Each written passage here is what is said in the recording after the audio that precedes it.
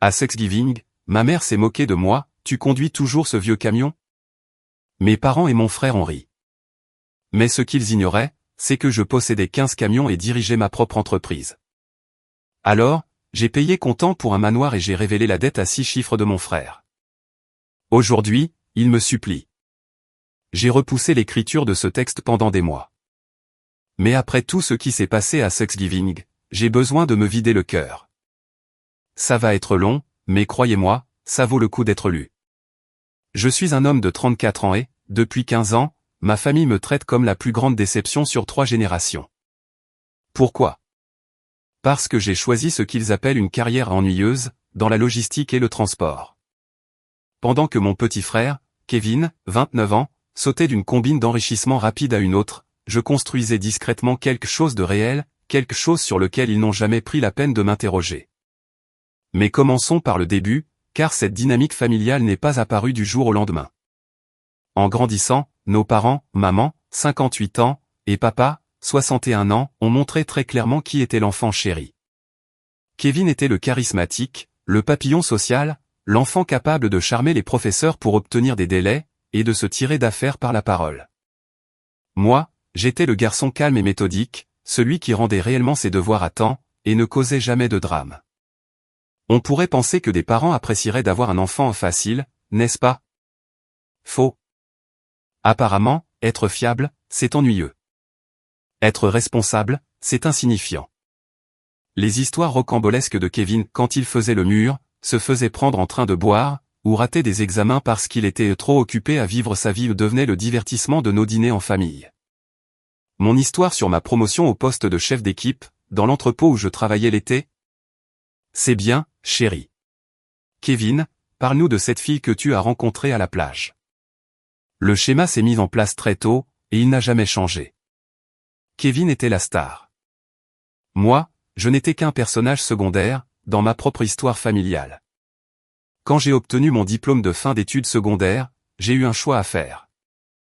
Je pouvais contracter des prêts étudiants massifs pour aller à l'université, comme l'a fait Kevin, avec une majeure dans un domaine peu pratique comme la communication, tout en faisant la fête pendant 4 ans.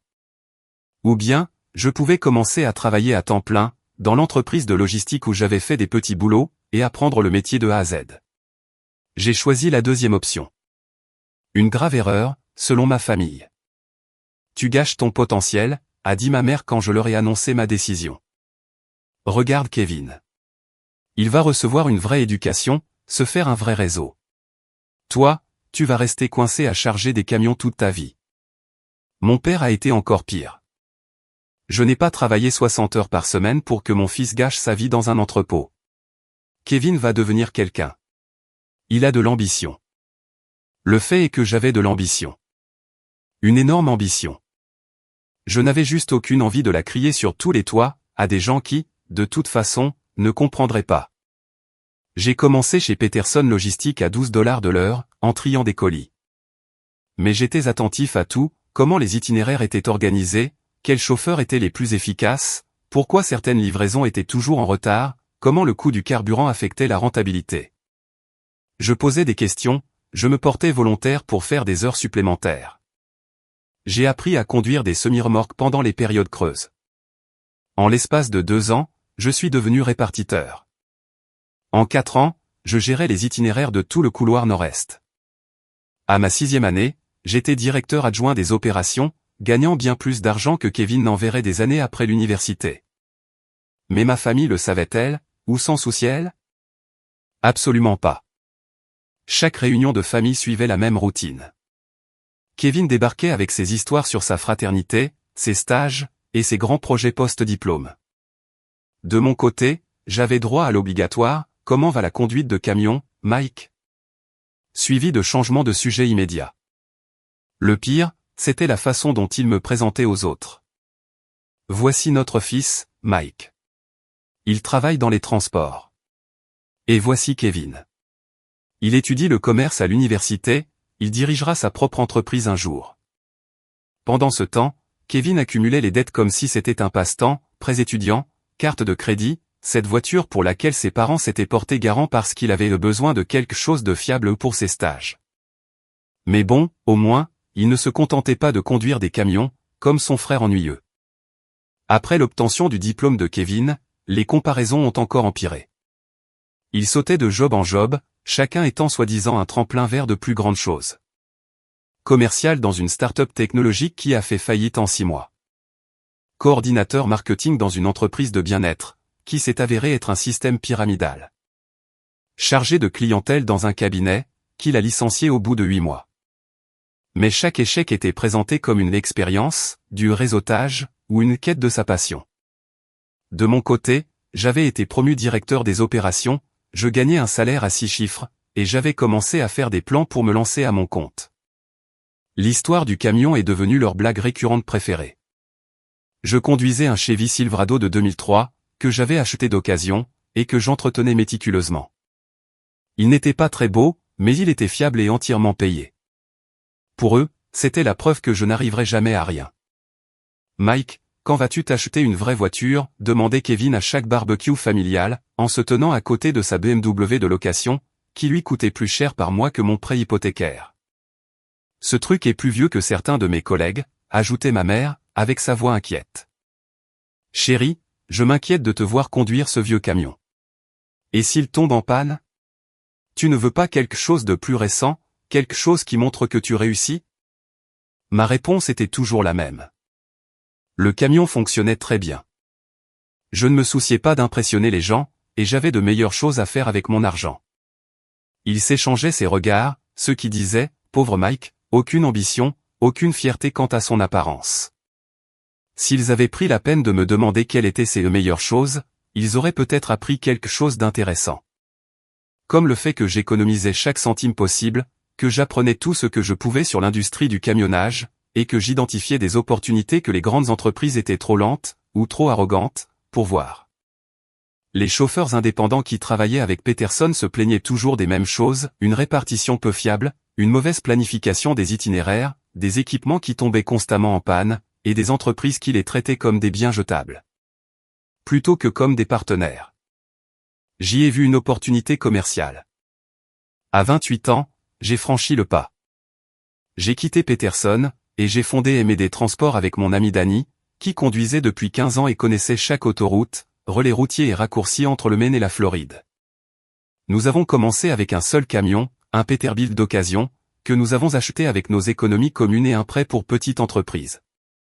Notre modèle était simple, traiter les chauffeurs comme des partenaires, entretenir correctement l'équipement, utiliser la technologie pour des itinéraires efficaces, et nouer des relations avec des expéditeurs qui valorisaient la fiabilité, plutôt que les prix cassés. Nous avons ciblé les trajets de moyenne distance, que les grandes entreprises trouvaient moins rentables, mais que nous pouvions gérer efficacement. La première année a été brutale. Des journées de 18 heures, dormir dans la cabine du camion, manger la nourriture des stations-service, et se demander si on n'avait pas fait la plus grosse erreur de notre vie. Mais au bout du 10e mois, nous étions constamment rentables. La deuxième année, nous avions 3 camions. À la 4e année, nous avions 8 camions et nos carnets de commandes étaient toujours pleins. Ma famille n'en avait aucune idée. Aucune. Non pas parce que je le cachais, mais parce qu'ils ne me posaient jamais de questions précises sur mon travail. Quand ils demandaient comment allait la conduite de camion, je répondais le bien ou occupé, et ils passaient immédiatement à la dernière entreprise de Kevin, ou à ses drames relationnels. Le contraste avec la carrière de Kevin devenait comique. Pendant que je construisais une entreprise légitime, avec de vrais actifs et une croissance régulière, lui courait après les tendances et les combines pour devenir riche rapidement. D'abord, c'était le day trading de crypto-monnaies. Ensuite, le dropshipping de produits venus de Chine. Puis, devenir un influenceur sur les réseaux sociaux, pour du contenu lifestyle d'entrepreneur. Chaque nouvelle aventure était accompagnée de grandes annonces lors des dîners de famille. Kevin expliquait sa nouvelle stratégie brillante, avec projection de revenus et plan de développement à grande échelle. Nos parents s'extasiaient, posaient des questions détaillées, et parlaient à tous ceux qu'ils connaissaient de la dernière idée novatrice de Kevin. Pendant ce temps, j'avais discrètement fait croître MD Transport à 15 camions. J'employais 22 personnes, et je générais un chiffre d'affaires annuel qui les aurait laissés sans voix, s'ils l'avaient su. Mais la conduite de camion, c'était ennuyeux, alors ils ne demandaient jamais de détails. L'achat du manoir a été la goutte d'eau qui a fait déborder le vase. L'année dernière, l'entreprise marchait suffisamment bien pour que je commence à chercher une maison à acheter. Pas n'importe quelle maison. Je voulais quelque chose qui reflète ce que j'avais construit. Quelque chose qui disait « j'ai réussi », sans avoir à le crier sur les toits. J'ai trouvé une maison de style colonial de plus de 600 mètres carrés, sur près de 5 hectares de terrain, à environ 20 minutes de l'endroit où j'ai grandi. Elle n'était pas ostentatoire, mais elle transpirait la réussite. 5 chambres, 4 salles de bain et demi, une cuisine de chef, un garage pour 3 voitures, une piscine, et une vue qui s'étendait sur des kilomètres. Le prix était de 1,2 million de dollars. J'ai payé comptant. Pas d'hypothèque, pas de financement, pas de dette. Juste un virement bancaire de mon compte professionnel vers le leur. L'ai-je dit à ma famille immédiatement? Bien sûr que non. Pourquoi briser une série de 15 ans de désintérêt total pour ma vie? J'ai emménagé discrètement, lors d'un week-end en septembre. Danny, et quelques autres gars du travail, m'ont aidé à déménager les meubles et à m'installer. Nous avons fait un barbecue ce premier samedi soir, assis sur ma terrasse arrière, contemplant ma propriété, et parlant du chemin parcouru depuis ces premiers jours à dormir dans des cabines de camions. Mon plan était d'en parler à ma famille à Thanksgiving. Pas de faire une grande annonce, juste mentionner avec désinvolture que j'avais acheté une maison, et voir combien de temps il leur faudrait pour me demander où, ou quel genre de maison. Je me suis dit qu'il serait amusant d'observer leurs suppositions. Mais Kevin m'a devancé, avec sa propre annonce pour Thanksgiving. 2 semaines avant la fête, ma mère m'a appelé avec des nouvelles excitantes. Kevin a quelque chose de merveilleux à partager avec tout le monde pour Thanksgiving. Il a enfin trouvé sa vocation. Il lance une entreprise d'importation, ramenant des produits artisanaux d'Amérique du Sud pour des boutiques d'ici. Il a déjà des investisseurs alignés. Super, ai-je pensé. Une autre entreprise de Kevin pour laquelle tout le monde allait s'extasier, pendant que je resterais assis discrètement à manger ma dinde et ma purée. Mais celle-ci semblait différente. Maman était plus excitée que d'habitude, et elle n'arrêtait pas de mentionner à quel point Kevin avait vraiment fait ses recherches cette fois, à quel point les chiffres semblaient incroyables, et comment cela pourrait être la grande percée pour laquelle il travaillait. Je me suis dit que j'allais laisser Kevin avoir son moment de gloire, puis mentionner mon achat immobilier juste après.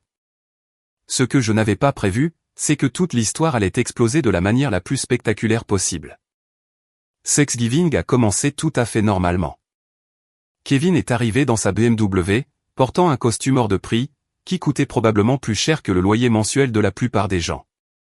Il bondissait littéralement d'excitation, peinant à contenir la grande annonce qu'il préparait.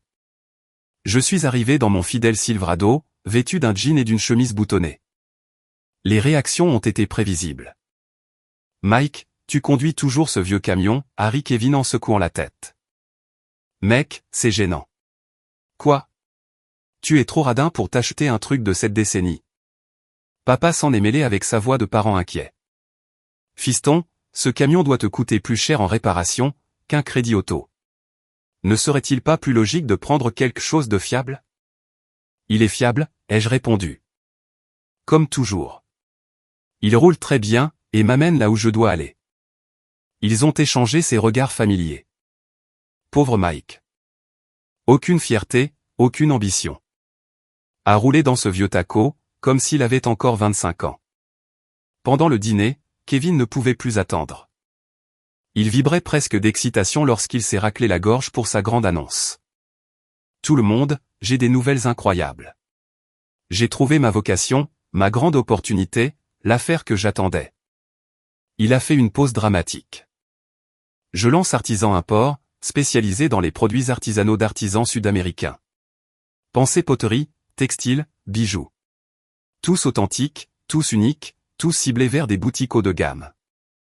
La table a explosé de joie. Maman a commencé à pleurer des larmes de bonheur. Papa a levé son verre de vin pour porter un toast. Mon oncle et ma tante ont posé des questions détaillées sur le modèle économique, l'opportunité de marché, le potentiel de croissance. Kevin savourait le moment. Il a expliqué comment il avait identifié une niche mal desservie, comment il avait déjà pris contact avec des artisans au Pérou et en Colombie, comment il avait aligné des partenaires commerciaux potentiels. Il a sorti son téléphone, et a montré des photos de belles poteries, et de textiles colorés. L'investissement initial est important, a-t-il dit. Mais les marges bénéficiaires sont incroyables. On parle de marge de 4 cents % sur des produits artisanaux authentiques, qui ne coûtent presque rien à produire, mais qui se vendent à des prix premium ici. Quel est l'investissement initial, a demandé papa. Le sourire de Kevin s'est élargi. J'ai besoin de 180 000 $ pour démarrer. Les stocks, l'expédition, les licences commerciales, le marketing. Le package complet. Mais j'ai déjà des investisseurs qui croient en ma vision. Maman lui a serré la main. Nous sommes si fiers de toi, Kevin. Ça a l'air incroyable. Et là, Kevin a lâché la bombe. En fait, maman et papa sont mes principaux investisseurs. Ils investissent 120 000 $ pour lancer les choses. Ils croient en moi à ce point-là. La table est devenue silencieuse. Ma fourchette s'est arrêtée à mi-chemin de ma bouche. 120 000 $. C'était une somme énorme pour mes parents, qui vivaient confortablement, mais n'avaient jamais été riches.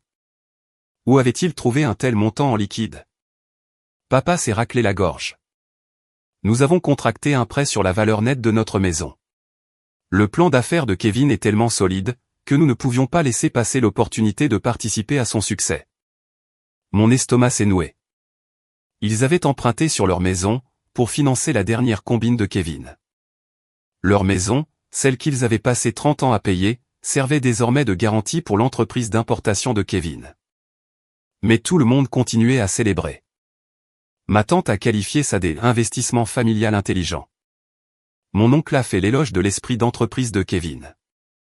Mon cousin a demandé si Kevin avait besoin d'investisseurs supplémentaires. C'est à ce moment-là que maman s'est tournée vers moi, avec son sourire compatissant familier. Mike, chéri, tu devrais réfléchir à l'entreprise de Kevin.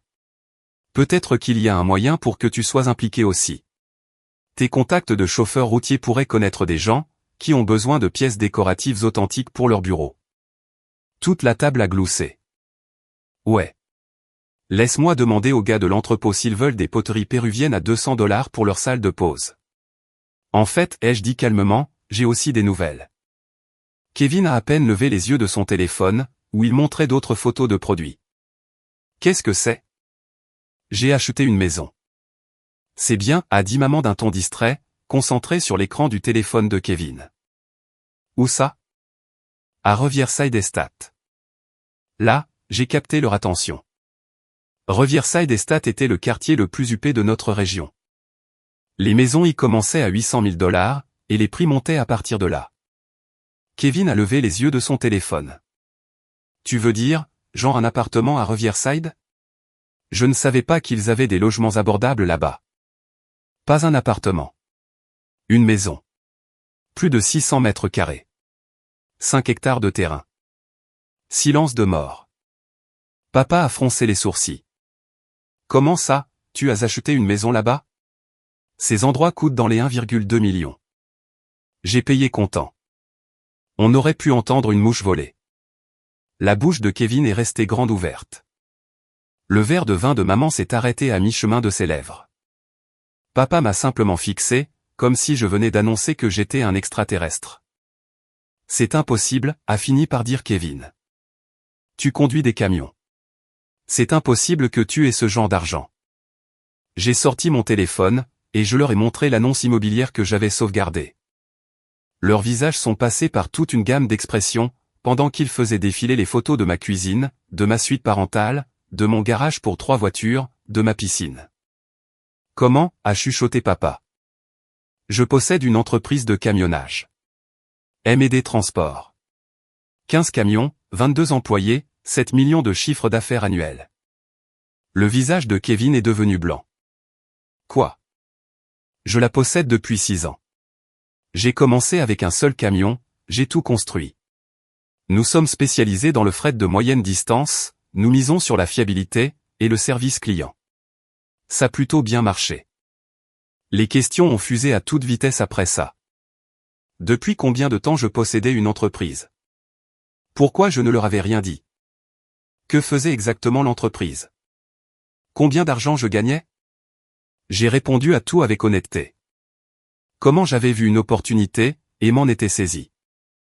Comment j'avais réinvesti les bénéfices dans l'entreprise, au lieu de dépenser l'argent dans des voitures tape à accent grave-l'œil, ou des vêtements de marque. Comment j'avais construit quelque chose de réel et de durable, au lieu de courir après des moyens de m'enrichir rapidement. Kevin devenait de plus en plus agité à chaque réponse. Ça n'a aucun sens. Tu conduis ce vieux camion, tu vis dans ce minuscule appartement. J'ai quitté l'appartement il y a 3 mois. Le camion, c'est pour des raisons sentimentales.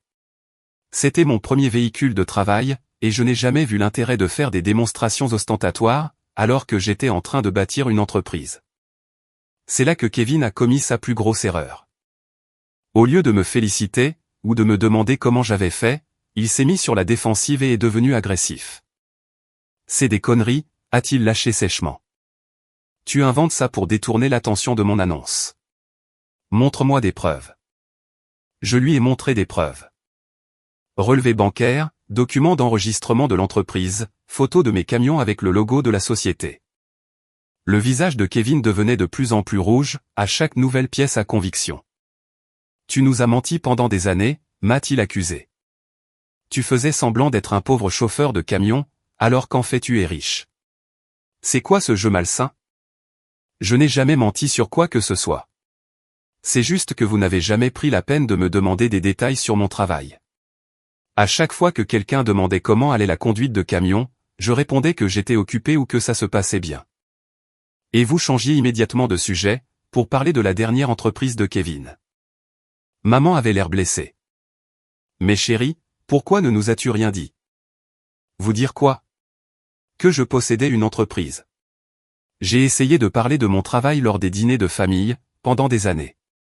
Tu te souviens de la fois où j'ai mentionné l'expansion de nos opérations? Tu as dit, c'est bien. Kevin, parle-nous de ton stage. Tu te souviens de la fois où j'ai parlé d'embaucher de nouveaux chauffeurs? Papa a changé de sujet, pour demander à Kevin comment allaient ses notes. L'ambiance dans la pièce devenait tendue. Mon oncle a essayé de détendre l'atmosphère en posant des questions sur la maison, mais Kevin n'en avait pas fini.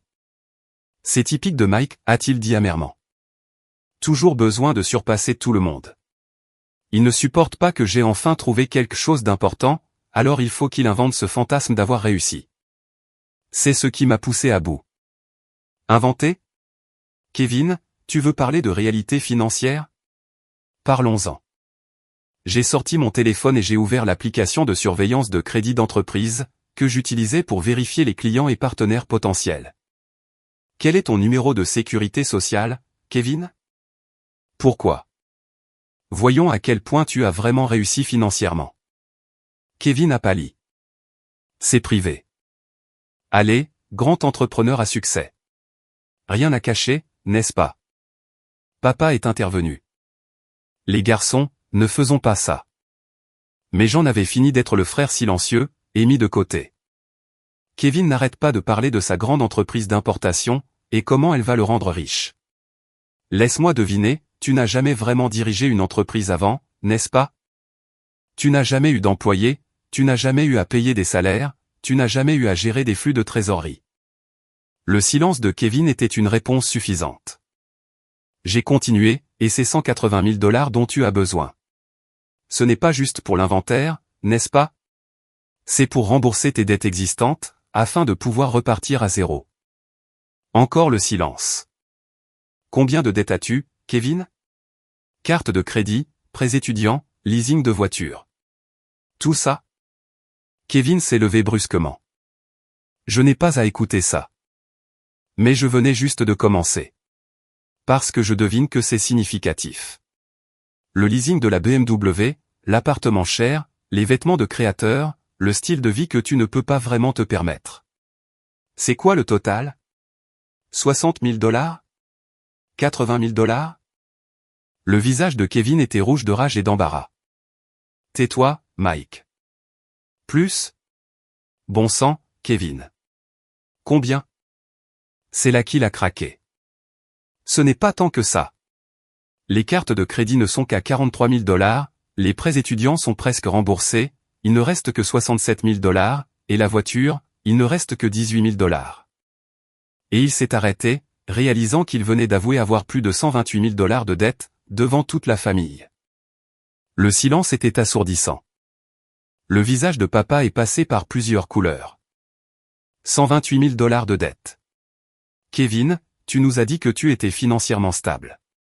Tu as dit que cet investissement commercial allait nous rendre tous riches. Maman avait l'air de vouloir s'évanouir.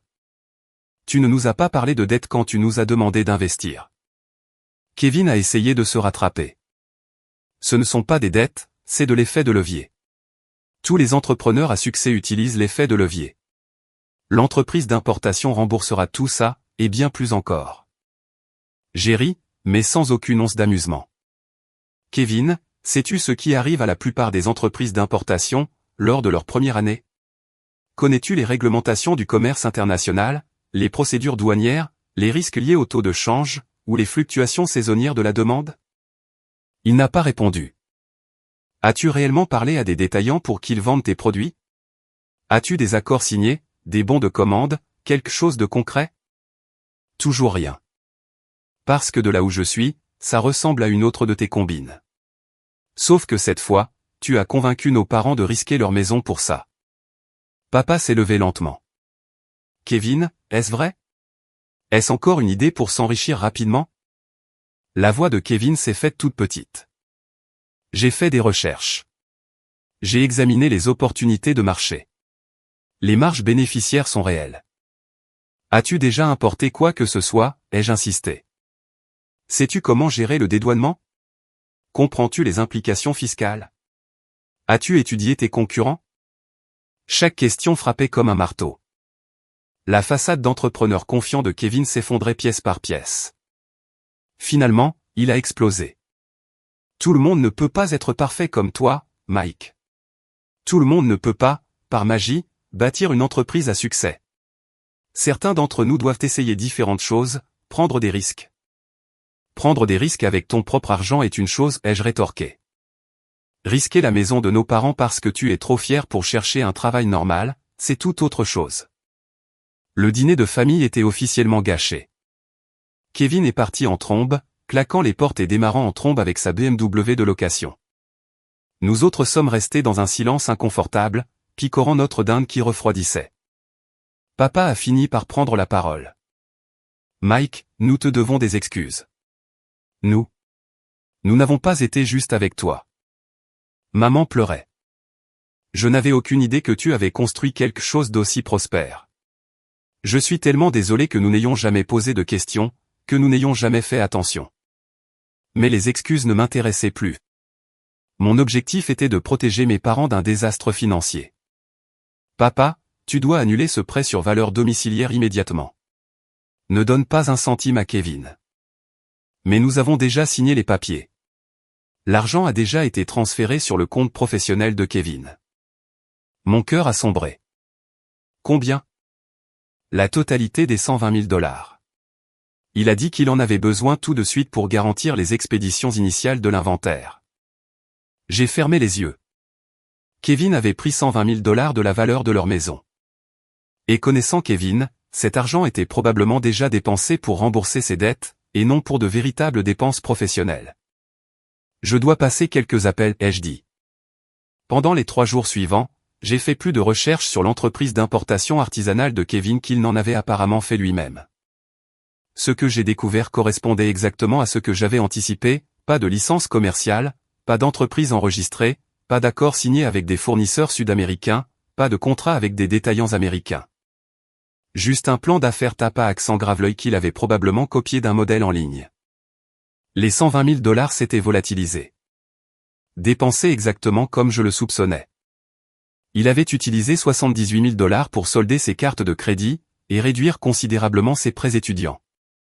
25 000 $ supplémentaires ont servi à rembourser par anticipation le leasing de sa voiture, afin de l'acheter comptant.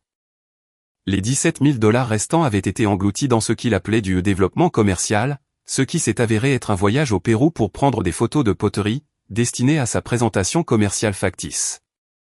Lorsque j'ai exposé ces informations à mes parents, mon père a littéralement vieilli de 10 ans sous mes yeux. Maman a commencé à passer des appels frénétiques à leur banque, à leur avocat, à toute personne susceptible de les aider à récupérer leur argent. Mais les fonds avaient disparu.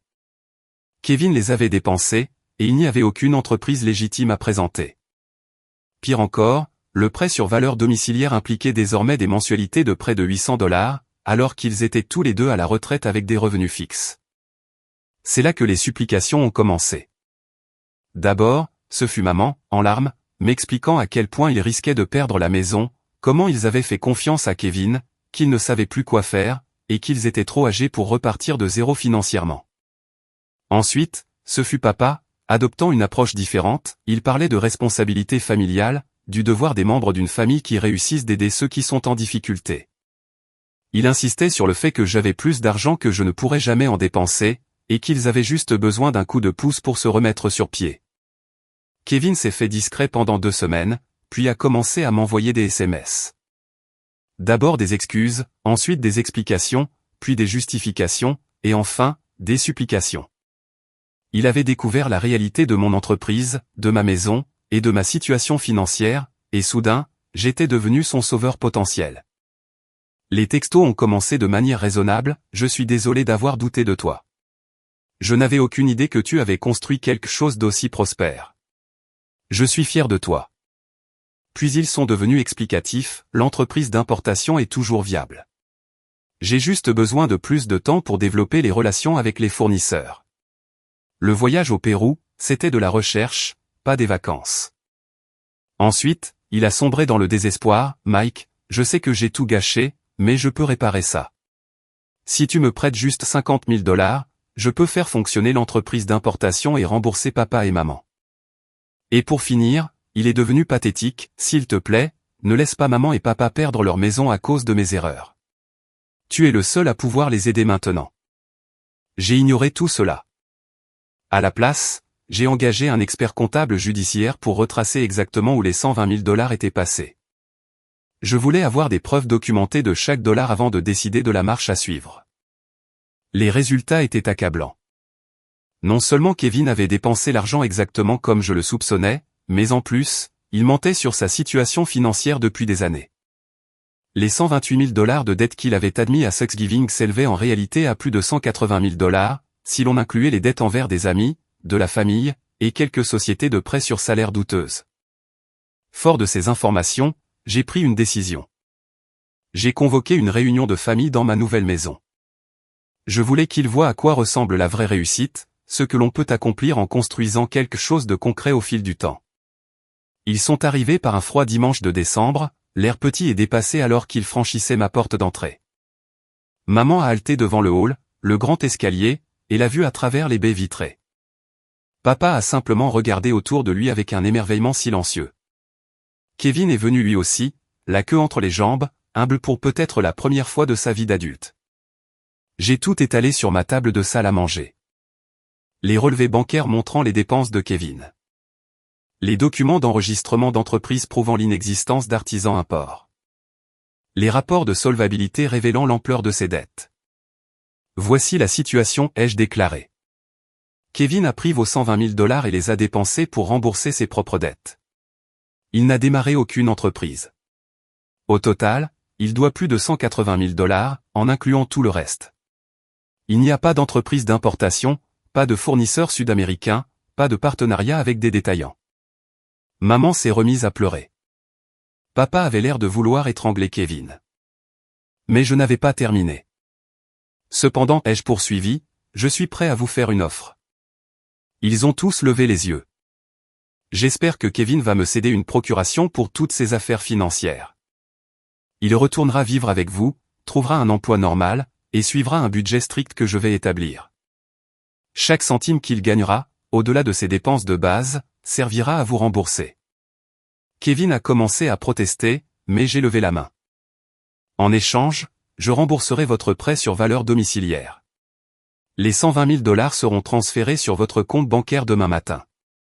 Votre maison est sauvée. Le soulagement sur les visages de mes parents a été immédiat. Mais Kevin avait l'air paniqué. Mike, je ne peux pas te céder de procuration. Je suis un adulte. J'ai des droits. Tu as le droit de déclarer faillite, et de laisser papa et maman perdre leur maison, ai-je convenu. À toi de choisir. Il a tenté une approche différente. Et mes projets d'entreprise? Et mon potentiel? J'ai ri. Kevin, tu as 29 ans, et tu n'as jamais gardé un emploi plus de 8 mois. Tu n'as jamais mené à bien la moindre initiative entrepreneuriale. Tu viens de voler 120 000 $ à nos parents retraités, pour rembourser tes dettes de carte de crédit. Ton potentiel, c'est de travailler dans un emploi normal, comme une personne normale. Mais je suis un entrepreneur. Non, tu es un escroc, qui a fini par manquer de victimes. C'était dur, mais il fallait que ça soit dit. Pendant 15 ans, j'avais vu ma famille nourrir les illusions de Kevin, tout en dénigrant mes propres accomplissements. Quelqu'un devait ramener un peu de réalité dans cette situation. Kevin a signé les papiers. Pas de gaieté de cœur, mais il les a signés. Le lendemain matin, j'ai viré 120 000 $ sur le compte bancaire de mes parents pour rembourser leurs prêts. L'après-midi même, j'ai installé Kevin dans un studio près d'un centre de distribution, où je lui avais arrangé un emploi d'ouvrier d'entrepôt. Salaire de départ, 16 $ l'heure, le même poste par lequel j'avais commencé, 15 ans plus tôt. Au cours des mois suivants, la dynamique familiale a complètement changé. Mes parents, reconnaissants et embarrassés, ont commencé à s'intéresser sincèrement à mon entreprise. Ils ont posé des questions, visité mes installations, rencontré mes employés. Pour la première fois de ma vie d'adulte, ils semblaient fiers de ce que j'avais bâti. Pendant ce temps, Kevin découvrait ce qu'était le vrai travail. 40 heures par semaine, pointage, superviseur, et des heures supplémentaires si nécessaire. Pas d'horaire flexible, pas de liberté créative, pas de plan pour s'enrichir rapidement. Il a détesté chaque minute. Mais il remboursait sa dette. 400 $ par semaine, après déduction de ses frais de subsistance de base. À ce rythme, il lui faudrait environ 6 ans pour rembourser les 120 000 $, plus les intérêts. La meilleure partie a été de le voir réaliser ce que je savais depuis toujours, construire quelque chose de réel prend du temps, de la patience, et un effort constant. Il n'y a pas de raccourci pour parvenir à un véritable succès. Aujourd'hui, mes parents me présentent comme notre fils, Mike, qui possède une entreprise de camionnage prospère. Ils me posent des questions sur mes employés, mes défis professionnels, mes projets d'expansion. Pour la première fois depuis mes 12 ans, ils s'intéressent vraiment à ma vie. Kevin m'envoie encore parfois des textos, concernant des opportunités d'affaires ou des idées d'investissement. Je les ignore tous. Il a encore 6 ans de travail en entrepôt devant lui, et peut-être qu'à la fin, il comprendra la différence entre un véritable entrepreneuriat, et des fantasmes. Mise à jour 1. Kevin a tenu exactement 4 mois à l'entrepôt, avant de démissionner parce que le travail manuel est en dessous de lui. Il travaille maintenant dans un centre d'appel, et se plaint que les clients sont impolis. Certaines personnes n'apprennent jamais. Mise à jour 2. Comme certains ont demandé plus de détails sur le déroulement des événements avec Kevin, voici l'histoire complète de son échec spectaculaire à se comporter en adulte responsable. Ces 4 premiers mois à l'entrepôt ont été particulièrement divertissants. J'avais arrangé ce poste grâce à un de mes contacts, qui gère le centre de distribution. Je recevais donc régulièrement des nouvelles des performances de Kevin. Semaine 1, Kevin s'est présenté en tenue business casual, comme s'il se rendait à une réunion d'entreprise. On a dû lui répéter à plusieurs reprises que les pantalons kaki et les chemises boutonnées n'étaient pas appropriés pour charger des camions. Il s'est plaint que les polos de l'uniforme n'étaient pas son style, et a demandé s'il pouvait porter ses propres chemises, à condition qu'elles soient de la bonne couleur. Semaine 2, il a commencé à arriver systématiquement en retard. Pas de beaucoup, juste 5 à 10 minutes, mais suffisamment pour agacer son superviseur. Lorsqu'on le lui a fait remarquer, Kevin a expliqué qu'il n'était pas vraiment du matin, et a suggéré qu'on s'adapte à son rythme naturel, en le laissant commencer et terminer plus tard. Dans un travail qui nécessite une coordination avec les horaires des camions. Ouais, bien sûr. D'ici la 3e semaine, Kevin s'était convaincu que son diplôme universitaire, et son expérience des affaires, faisaient de lui un candidat idéal pour la direction. Il a commencé à offrir des suggestions non sollicitées, sur l'optimisation des flux de travail, et la planification du personnel. Son superviseur, un certain Rodriguez, qui fait ce métier depuis 15 ans, n'a pas du tout été impressionné. Rodriguez m'a dit plus tard, ton frère n'arrête pas d'essayer de repenser l'intégralité de notre fonctionnement, en se basant sur un truc qu'il a lu sur Internet. Ce gamin est là depuis 3 semaines, et il pense en savoir plus que des gens qui font ce métier, depuis avant sa naissance. Semaine 4, c'est là que Kevin a découvert qu'il devait effectuer un véritable travail physique. De manière constante, pendant 8 heures d'affilée. Pour la 8e fois, le travail consistait à déplacer des boîtes pesant jusqu'à 22 kg, et Kevin n'avait manifestement jamais rien soulevé de plus lourd que son ordinateur portable. Il a commencé à se plaindre de maux de dos, à demander s'il y avait un abonnement à une salle de sport inclus dans les avantages sociaux, afin de pouvoir se préparer aux exigences physiques, et à suggérer d'investir dans un meilleur équipement ergonomique. Mois 2, Kevin a tenté de créer un syndicat. Non pas à cause de problèmes légitimes sur le lieu de travail, mais parce qu'il pensait qu'avoir une expérience de l'organisation syndicale ferait bien sur son CV, pour de futurs projets commerciaux. Sa tentative a duré très exactement la durée d'une pause déjeuner, avant que ses collègues ne lui disent d'arrêter ses bêtises. Il n'arrêtait pas non plus d'essayer de faire du réseautage avec les chauffeurs de camions, pensant qu'il pourrait en apprendre davantage sur les opportunités de l'industrie du transport. La plupart de nos chauffeurs font ce métier depuis des décennies, et pouvaient repérer les conneries de Kevin à des kilomètres à la ronde. Un chauffeur, Tommy, m'a dit, « Ton frère m'a demandé si je connaissais des technologies de transport disruptives, dans lesquelles il pourrait investir. Le gamin ne sait même pas comment charger correctement un camion, mais il veut révolutionner l'industrie. » Mois 3, c'est là que Kevin a découvert que le travail en entrepôt ne s'arrête pas, pour convenir aux besoins personnels. Il a demandé des congés pour une conférence d'affaires, qui s'est avéré être un séminaire sur les crypto-monnaies, pour lequel il avait payé 200 $. Lorsqu'on lui a répondu qu'il ne pouvait pas prendre ses jours de congé sans préavis, il s'est porté pâle. Son superviseur a vérifié son Instagram, et a trouvé des photos de Kevin à la conférence, en train de faire du réseautage, et de publier sur elle l'exploration d'opportunités d'investissement. Le coup de grâce est survenu au cours du 4e mois. Kevin a été désigné pour former un nouvel employé, ce qu'il a perçu comme une validation que la direction reconnaissait de son potentiel. Au lieu de le former réellement, Kevin a passé toute la journée à lui expliquer ses différentes idées de business, et a essayé de le recruter comme potentiel partenaire commercial. Lorsque le nouvel employé s'est révélé incapable de faire son travail correctement, car Kevin n'avait passé aucun temps à lui enseigner les procédures de l'entrepôt, ils ont tous les deux été convoqués dans le bureau du superviseur. Kevin a tenté de se justifier, en expliquant qu'il développait l'esprit d'entreprise de l'employé, et que la formation traditionnelle limitait son potentiel. Rodriguez a fini par perdre patience. Il a rappelé à Kevin qu'il se trouvait dans un entrepôt, pas dans un incubateur d'entreprise, et que son boulot consistait à déplacer des cartons, et non à proposer des montages financiers aux nouveaux employés. Kevin a démissionné le lendemain, affirmant que l'environnement de travail étouffait sa créativité, et qu'il était incompatible avec ses objectifs de développement professionnel.